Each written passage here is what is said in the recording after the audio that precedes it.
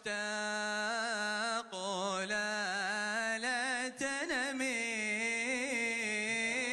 هذه أنوار ذي سلمي عن قليل أنت في الحرم عند خير العرب والعجم قف أمام القابر بالأدب.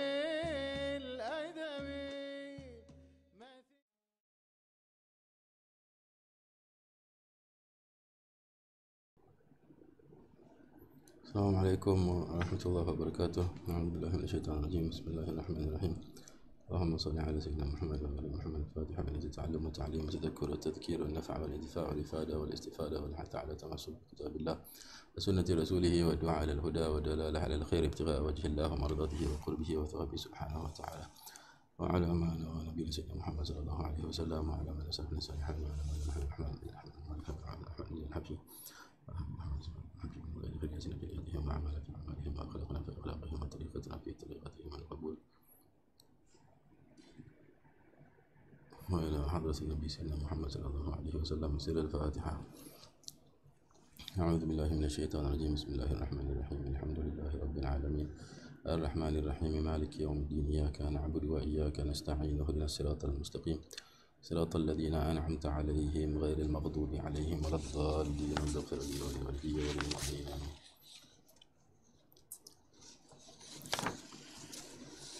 Okay, so just a quick recap of what we covered last week. Inshallah, we did the rulings of the Sharia, wada'i and taklifi, injunctive and stipulative. Okay, I presented that. And to what we need to take away, right, just to recap the 5 rulings of the sacred law, the taklifi rulings, the injunctive rulings, fard, wajib, or compulsory, obligatory, right, sunnah or mandub, recommended, right, mubah, makruh, disliked, and haram. Okay, so those are the 5 rulings of the sacred law. Okay, and another important distinction to note is that the difference between an integral and a condition. An integral being a rukun, and a condition being a syarat. Okay. So today we begin today with the integrals of obligatory, integrals of ablution. And these integrals are the constitutive elements of an act of worship, right, without which it is not the same, it's not that act. Okay? These are constitutive, these form the essence of that worship. Okay. Okay, after we cover the integrals of ablution, of wudu, inshallah we will move on to the sharat, the conditions. Okay, because these are the same for those of the obligatory bath, the ghusl, which we will cover after the integrals of wudu, inshallah, the arkan of wudu, inshallah. Okay, so condition is that upon which that thing upon which the validity of something depends, right, but it is not of that action itself, okay, although it must be present throughout. Okay, so for example, the condition of prayer, for example, is cleanliness, is wudu. Okay, so the wudu is not itself part of the prayer, but unless that is fulfilled first, then the prayer cannot happen. Okay, so this is the meaning of condition. It's an example of the meaning of condition. Okay. Okay, and if you do not fulfill the conditions, the prerequisites for the validity of an action, then that action is invalid, right? It's batil. But if all the conditions are fulfilled and then the action is performed accordingly, as stipulated, then that action is sahih, right, or valid. Yes. So these are the important rulings that we need to take note of moving forward. Okay, but of course,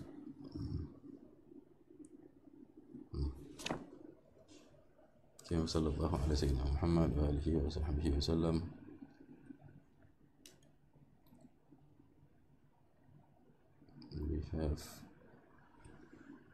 We continue now to where Habib Ahmad bin Zain says, وإلى أن قال رضي الله عنه ونفعنا به وبعلومه وبعلوم شيخنا آمين. فصل. فروض الوضوء 6. الأول نية.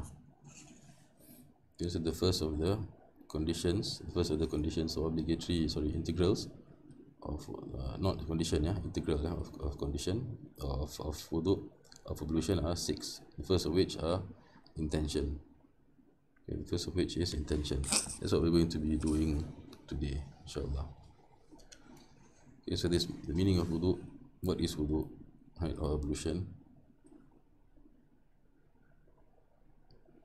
Okay, technically, it means to wash certain parts of the body with a certain intention in a certain manner.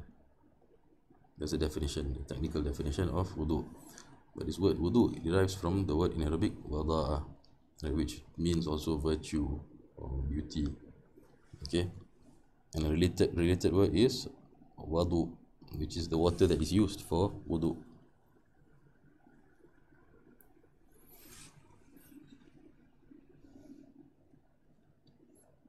Okay, and we are always recommended to keep in a state of wudu, regardless of whether or not we are about to pray. Right, wudu is incumbent upon us. Okay,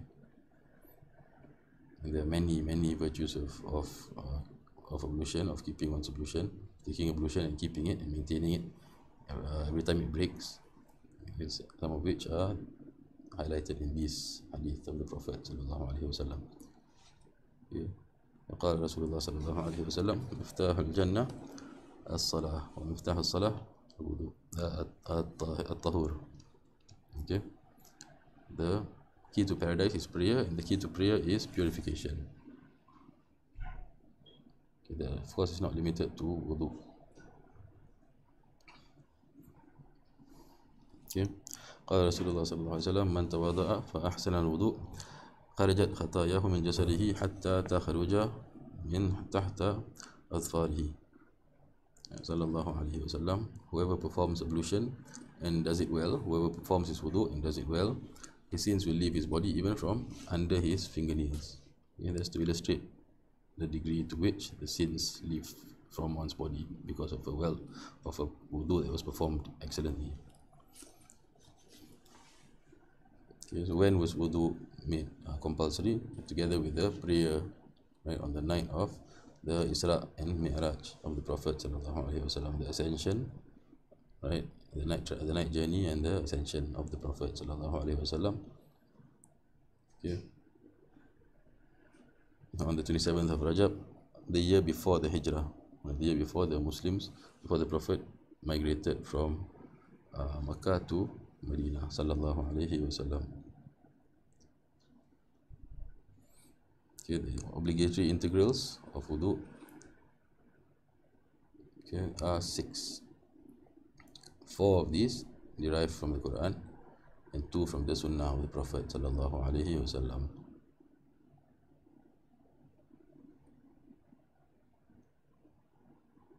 Okay, so in Surah Al-Ma'idah verse 6, which I have highlighted last week, I think, okay, to illustrate the examples of stipulative rulings, right, wada'i rulings. Right, this is an example of a wada'i ruling. So Allah decided and designated that for us to take wudu, this is the way we take wudu. So what is involved in the volumes that are involved in the wudu are we wash our faces and our hands and our heads and our feet. Okay, so these 4 are from the verse in Surah Al-Ma'idah, and 2 more are from the Sunnah of the Prophet sallallahu alaihi wasallam. Intention and tartib, or following a certain order or sequence. Okay, that is tartib. For his intention, of course, there's the famous hadith, innamal a'malu binniyat, that all our actions are according to intentions.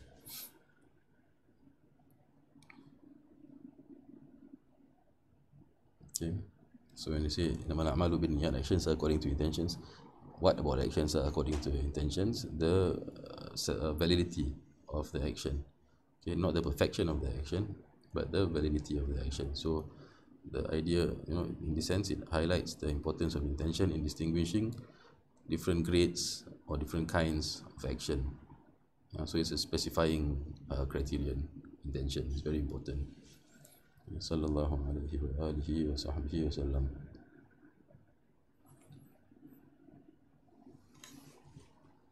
Okay, so with regards intention, is a very important topic, okay, in fiqh, in Islam in general.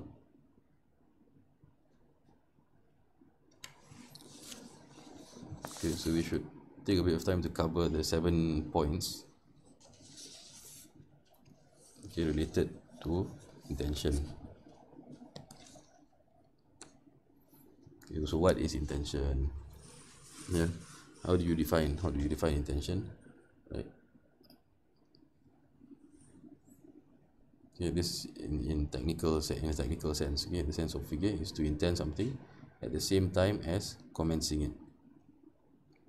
So when we perform an act of worship, at the very beginning, when we are about to begin, at the exact moment we begin that act, that is when we make the intention for that action. Okay, excluded by this definition, or this is as opposed to azam or determination or conviction to do something at a later time. Okay, so this is the intention is simultaneously with the action, right, as opposed to determination, which precedes the action, which will be done at a later time, okay, in the future. Okay, what's the ruling of intention? Usually it is obligatory, except for in the bathing of the dead, for example, but we won't be covering that in Risalah al-Jami'ah. Okay, so I think it's alright, we can skip over that for a while.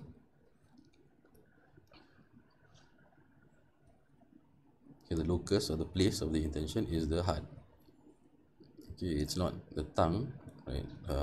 Uttering the intention, the lafaz of the intention is sunnah. Okay, so the actual place of the intention, the locus of the actual legally, right, is in the heart. Right? And of course, spiritually, it's in the heart. The sunnah, it being recommended that one utter the intention before or together with making the intention in one's heart, right, is because when you utter the intention, then it helps with the actual making of the intention. It brings it helps to make the intention present in one's heart. Yeah. Okay, and when do we perform the intention? As I mentioned earlier, it is at the beginning, okay, of acts of worship.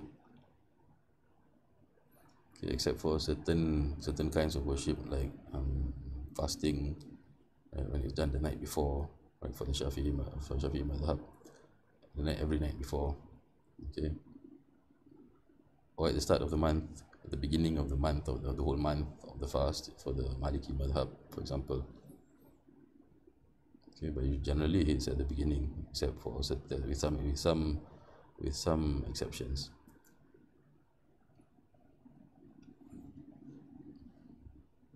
Okay, the method of the intention varies according to the kind of worship. And so obviously what is being intended will differ in different situations.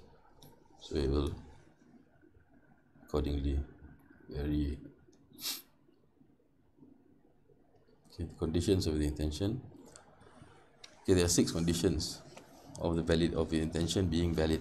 Okay, so the conditions of validity, right, of one's intention, right, is that first of all the person must be a Muslim. The one making the intention must be Muslim, right? Okay, therefore a non-believer making an intention is generally does not fulfill this condition. The intention is invalid. Okay, the person must also be above the age of discernment. Okay, i.e. Also having sound mind. Okay, age of discernment. When you speak the age of discernment, I'm referring to tamyiz. Okay, someone is mumayyiz, meaning Someone can feed himself, clothe himself, wash himself after he goes to the toilet, right? Feed. Okay, so that's one of the definitions. Okay, but generally maybe nowadays after 5 years old, right, around 5 or so, right, 5 to 7. Okay, in fact maybe closer to 5. Okay, so there's a second condition, okay, of the validity of intention. Also, there is knowledge, okay, of what is being intended, right? I.e., what the performance or that act of worship that they're intending, what that act of worship entails, right? In terms of the integrals of the act and the conditions and what nullifies the act. So they have to have full knowledge of what it is they are intending, what they are about to perform. Okay, without which then the intention is not valid also. Okay, then they have to also ensure that, okay, the intention is not nullified. Okay, meaning while they are performing, while they are taking their wudu, for example, right, they don't stop halfway and then for some reason leave Islam, or they leave the wudu, and then but leaving Islam obviously is immediately nullifies the intention, but they might leave the wudu and move on to perform something else, maybe go and brush your teeth. Yeah, so the intention should not be nullified by turning away from the originally intended action. Okay, also the intention should not be contingent, meaning if you want to do something and then for example we're going to pray, and we pray, in our prayer we say in our hearts, okay, if while I'm praying, if so and so comes, if so and so presses the bell, right, then I will have to break my prayer, stop my prayer, to open the door for him or to greet him. Okay, in that case, both the intention and the prayer itself, both the intention and the prayer are invalid. Okay, because of that contingency, because of making the intention contingent upon something else, or depend on something else. Okay, and if this is the case, neither the prayer nor the intention is valid, even if while praying, the whole time the person who was expected to come to press the bell, right, to knock at the door, did not in fact come. So there was no actual, in fact, one did not stop the prayer because somebody came to the door, right, and prayed the whole prayer, but that prayer is still not valid because there was as far as the intention goes, it was made contingent upon something else. Okay, it's also important. Final condition is certainty. So conviction or certainty in what is being performed, what is being rendered. Okay, so one must be sure. For example, if we're taking wudu, that one is taking wudu maybe for prayer, for example, and this so one is taking wudu and not renewing one's wudu.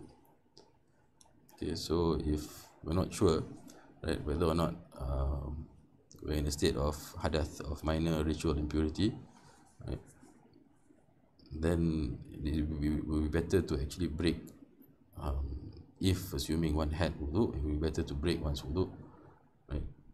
Assuming one had wudu while being uncertain, it will be better to break one's wudu to then be in a state of certainty, right, that now I do not have wudu. Okay, as opposed to having doubt, okay, entertaining doubt as to whether or not one has wudu, and then your intention is not clear for this wudu that we want to take now, right? My intention then is not clear whether this wudu is fard wudu, is a wudu, or is a renewal of wudu. Okay, and if one intends, for example, intends wudu while one is unsure whether one has wudu or not, and then later one remembers that in fact one was in a state of hadath, in a state of minor ritual impurity, or rather one did not have wudu, then that wudu that one took is not valid. Okay, So as I said earlier, it's better to break one's wudu, by whatever means. Easiest would be to touch one's private parts, to touch a non-mahram, wife, for example, ideally, not just any non-mahram. Touching has to be a certain non-mahram, halal non-mahram. Okay, otherwise that would lead to some trouble, which we don't want. Okay, so those are the 6 conditions of the intention. Okay. Finally, the rationale, the wisdom behind the intention is to specify, to differentiate between custom and worship, adah and ibadah, for example. Okay, or also to distinguish between different levels of worship, so between a sunnah and a fard. Okay, so for example, if we're going to between just having a normal bath on Friday, for example, just having the difference between having a normal bath and having a sunnah bath, right? Having a bath for the Friday bath, right, before going to the mosque, right? The intention differentiates those kinds, the 2 kinds of bath, right? So with an intention, it becomes the ghusl on Friday, right? The bath for Fridays, right? And then again, if the differentiate between different levels, so different kinds of worship, then on one hand, bathing to lift a state of major ritual impurity, right, as a result of menstruation or ejaculation. Okay, and so that is wajib, that is a fard, or something that's obligatory, right, as opposed to sunnah bath, like the Friday bath.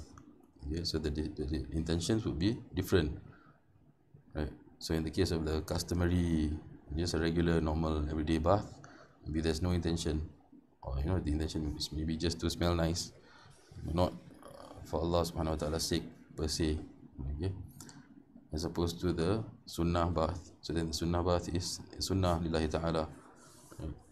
And then a different level of ibadah, a higher level, it will be the fard intention. Okay, so these 7 things are meant to clarify the nature of intention. It's very important because obviously a lot of every act will depend on intention. Okay, sallallahu ala sayyidina Muhammad wa alihi wa sahbihi wa sallam.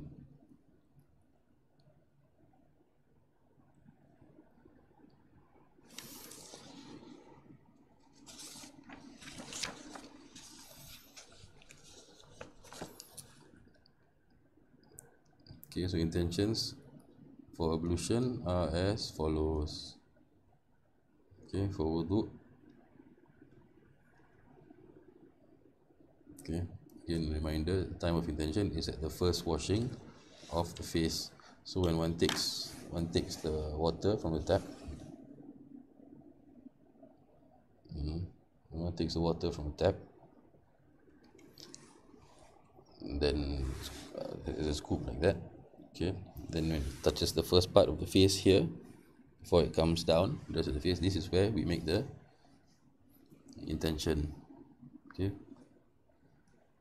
for wudu, if for example we just wash our face, right, we're just washing our face, and then when you come down somewhere here, then we remember that we want to take wudu, we're about to pray, right, and then we make the intention here. For example, if you're washing this part of the face, we make the intention here. Then this part, and where the water has run, right, these parts, ritual impurity is hadath, is lifted from this part of the face, but not this upper part of the face.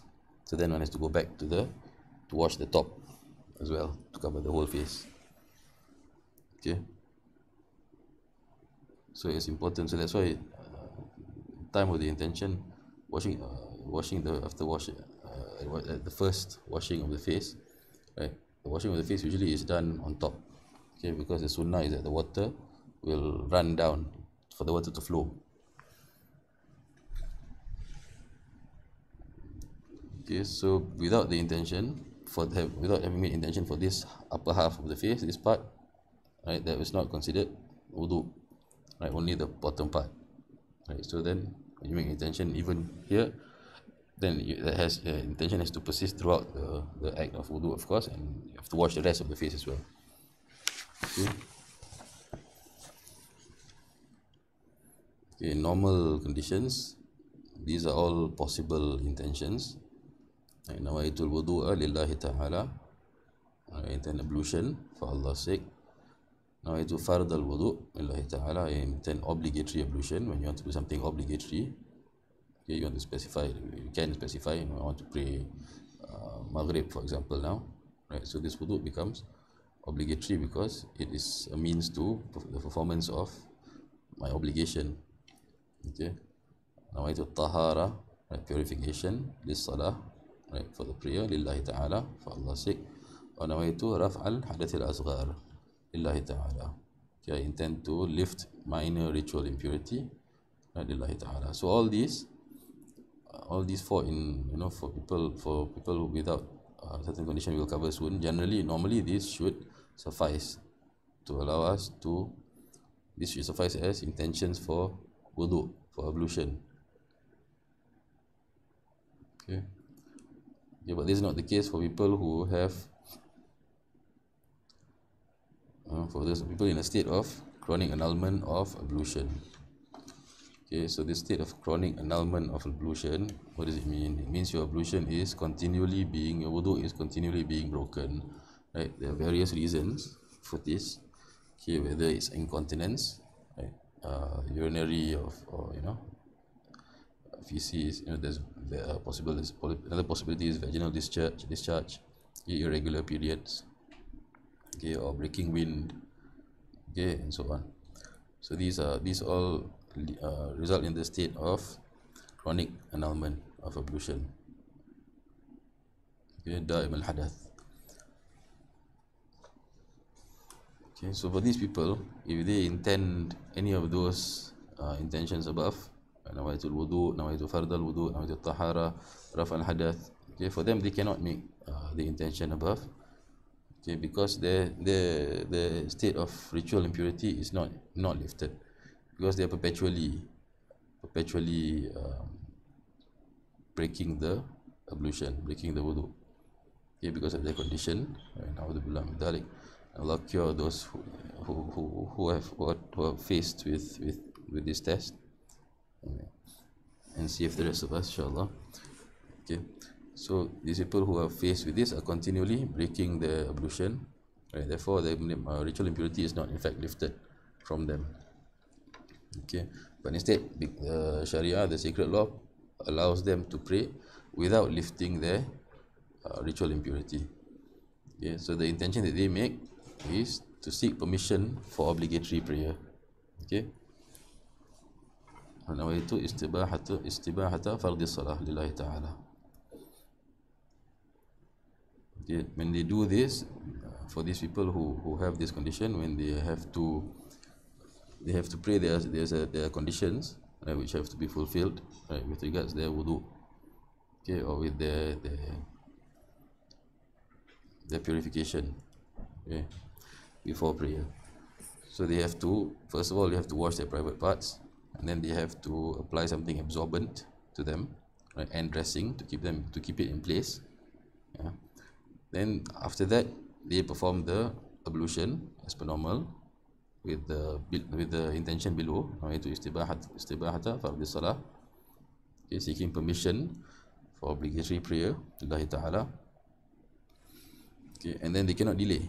So so the four reasons, right, that they have to wash themselves first, remove whatever impurity or filth exists. Okay, so once it's clean, they have to dry it up and apply, the cotton or tissue or whatever it is, okay, to stop flow, and then tie it up, fasten it, okay, and then they have to take the wudu and immediately pray. So they cannot delay the prayer for reasons unrelated to prayer. So for example, if you're waiting for the adhan, it's okay. Waiting for Jama'ah, it's okay. We're going to go and put on clothes to fulfill the condition of covering one's nakedness, right? That's okay. But we're waiting, we're waiting for somebody to send something before we pray, that kind of thing, unrelated to prayer, means the wudu is now invalid. They have to perform all of that again, right? And then immediately pray. Okay, and this must be done for every obligatory prayer. Okay, and for there are levels, okay, of wudu. There are levels of wudu and of tayammum, but we're not covering tayammum here. So levels of wudu, on one level is that of obligatory worship. Okay, we want to perform wudu for our obligatory prayers, for example. Then there are sunnah prayers, for example, janazah or other nafilah prayers, right? And then another lower level of wudu after that is what requires, we want to do things that require wudu, such as touching the Quran, or the prostration of sujood of sajda of tilawah, of reciting the Quran, or the prostration of gratitude, right? Sajda shukr. Okay, so these involve different levels of wudu. Okay, and the person who has made the wudu for the person who has performed the wudu for the obligatory prayer, for example, the one who's facing the chronic annulment of ablution. Okay, after this person prays the prayer, then after that they can do whatever else is whatever is below the level of obligatory prayer, obligatory worship. So the sunnah and the touching the Quran, reciting Quran.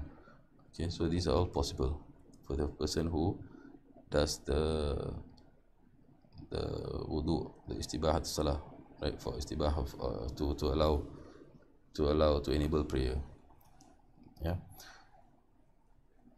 Okay, so that's important, right? Because as we grow older, of course, there are more people who are tested with these kind of things, and if not us, inshallah, then sometimes it's our family members, right? So it's important to take note of this, and how a person in this condition should prepare for prayer, okay, for wudu, inshallah. Okay, so that two scenarios, for example, to highlight the significance of the intention. Okay, so as I mentioned earlier, if one intends, one makes the intention, okay, the time of the intention is at the beginning of the action. So if in taking wudu, for example, one intends while washing one's nose, okay, so although this is not the sunnah beginning of the action, okay, but once you make the intention, then this is where you began the wudu. Yeah, so whatever water goes down this way, whatever is below here, right, then if you can wash properly, then the hadath, or the minor ritual impurity, is lifted from this part of the face, but not what is above it. Yeah, obviously, because water does not flow downwards, it does not flow upwards. Yeah, so that's one example. Another example is if someone took wudu, performed the wudu and washed everything else, washed his face and hands and head and except his feet. Yeah, and then he steps into a pool, right? And before coming out of the pool, he did not intend, while in the pool, to also lift, to do also the wudu for his feet while he was standing in the pool, right? Then when he comes out, because there was no intention, so with regards to feet, then the feet are not considered to have, he's not considered to have fulfilled his wudu, to perform his wudu. Right? His feet have been left out because there have been he did not intend while his feet were in the pool. Okay, so it's important. So when he steps into the pool, for example, then he should intend wudu for my feet as well. After the rest of it, I intend wudu for my feet also. So the intention there, and then he steps out, and then at that point he has fulfilled all the integrals of wudu. He has also considered, he's washed his feet, so his wudu is valid. صلى الله على سيدنا محمد وعلى آله وصحبه وسلم. العفو منكم. So inshallah next week we will be covering the face, right, and hands inshallah. Okay. صلى الله على سيدنا محمد وآله وصحبه وسلم. السلام عليكم ورحمة الله وبركاته.